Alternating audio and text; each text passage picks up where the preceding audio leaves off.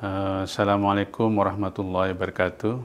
Izinkan saya mempresentasikan hasil penelitian hibah penelitian unggulan berbasis working group dengan judul stok karbon dan biomasa pada komoditas perkebunan dalam upaya mitigasi perubahan iklim.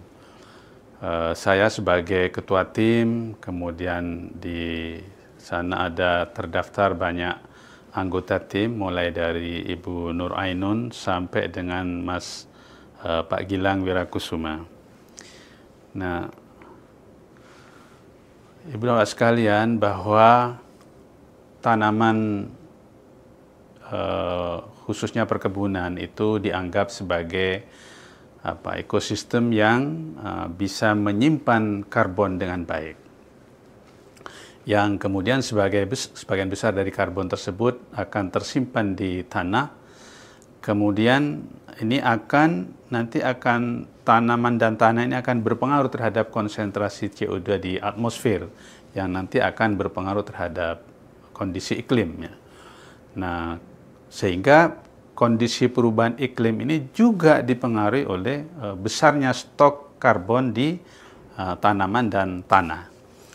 Nah, kemudian di dalam penelitian ini tujuan pertama adalah mengidentifikasi lokasi sampling pengukuran stok karbon pada komoditas sawit dan tebu, kemudian melakukan pengukuran dan penghitungan stok karbon pada berbagai tegakan komoditas sawit dan tebu, kemudian melakukan valuasi karbon pada berbagai tegakan tebu. Nah, tentu karena sesuai dengan roadmap, kita pertama berkonsentrasi pada tujuan yang pertama, yaitu bagaimana kita bisa mengukur besarnya stok karbon itu.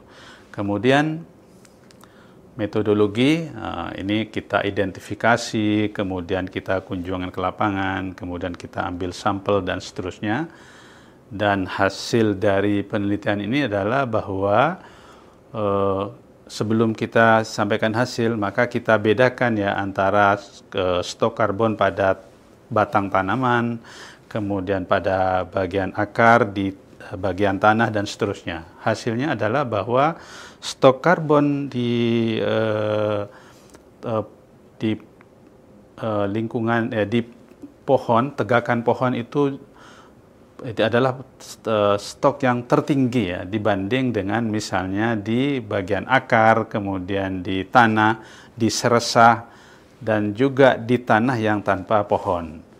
Sehingga ini menegaskan bahwa stok karbon pada pohon pokoknya itu, kemudian pada tanaman bawah, kemudian seresah, dan juga di tanah itu menunjukkan bahwa yang paling tinggi adalah di stok karbon di pohon.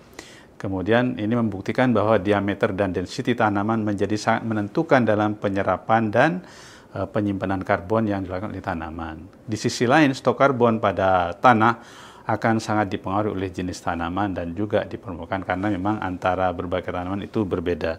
Saya kira ini yang bisa saya sampaikan. Terima kasih atas perhatiannya. Wassalamualaikum warahmatullahi wabarakatuh.